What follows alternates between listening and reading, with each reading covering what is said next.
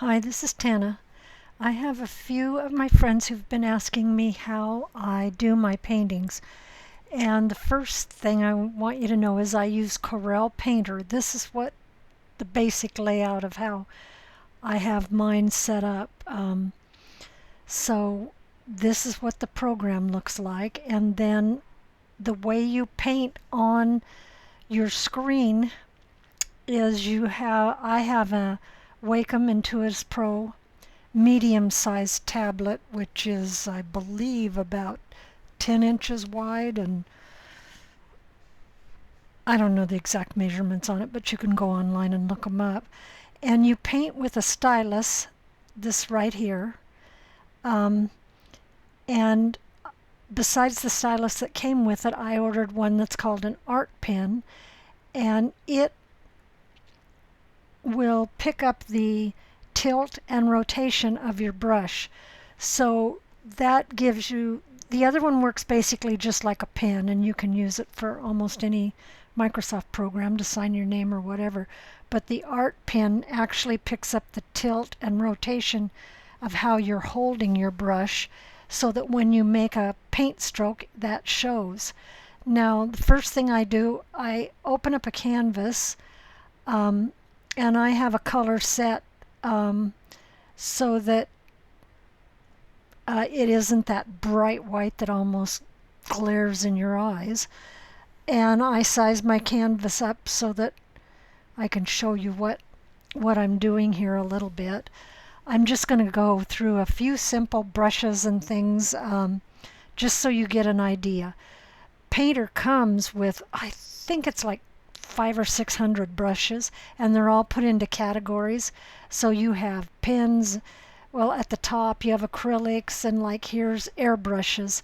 And so if you want a soft airbrush, and I'll pick this darker color so you can see it, you stroke with your pen and you get like if you were spraying with an airbrush. And there's a lot of different kinds of airbrushes. There's grainy and fine spray and detailed airbrushes. So you go down through that category and see all the different choices you have just in an airbrush. So you can imagine when you get into all of these different categories how long it takes just to go through and try out different brushes. But most artists know that they like, say, working with oils or a certain type of brush. So you pick one, and I work, there are canvases on the bottom, and I can change that canvas color just by picking a color off of my color wheel and using my fill and going down to the canvas and fill it. And oh, I had it set to fill with a pattern, so I have to set it to a current color, and I will just erase that. So, and now when I go to my canvas and fill, it's set to a color, and I fill it and it gives me that color. Now you work on layers. So on that layer I would pick a lighter color. I try to pick a background that is going with the style of painting I'm doing, and I have created some of my own background brushes. So just to give you an idea, say I want to try this one, and I have it set to pick up colors from a color set that I may save from your actual photograph or whatever I'm working from. So I'll pick this color set, and then with my background brush I created myself, you can see what the stroke looks like, but it lays down random strokes to save me time, and I can start painting in a background. Now if I want to leave some of this canvas showing through, I don't have to cover that area, but I usually cover, and I try to pick, if I'm working on a pet portrait, I try to pick colors that go with that particular pet, not to clash. But you can see how painting with a couple of different styles, I've used this one that I made called Dream Oil, I've used on a lot of backgrounds. It makes kind of a cloudy, softer background so that it doesn't take away from the actual painting that's going to be painted on another layer above that background. I can just add layers and then work, let's say, I'll just pick this one called Brushy. And a lot of animals I work with are in browns. I can lock in the colors that the harmonies that go with brown. So I may start putting in brush strokes like this. I'm making it really big. Of course, they wouldn't be that large on your dog or cat fur or horse's mane or whatever, but you can see the stroke that way building above the background. And depending on what kind of brush I'm working with, I like to use for detail, I like to use, say, this high bleed oil, and you can go in and just make very accurate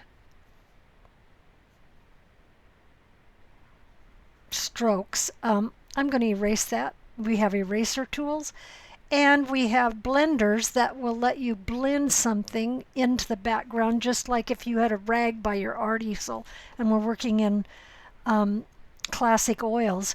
You might take a rag and blend it out a little. So we have blenders and erasers. But now I'll go back to that brush that I was using called High Bleed.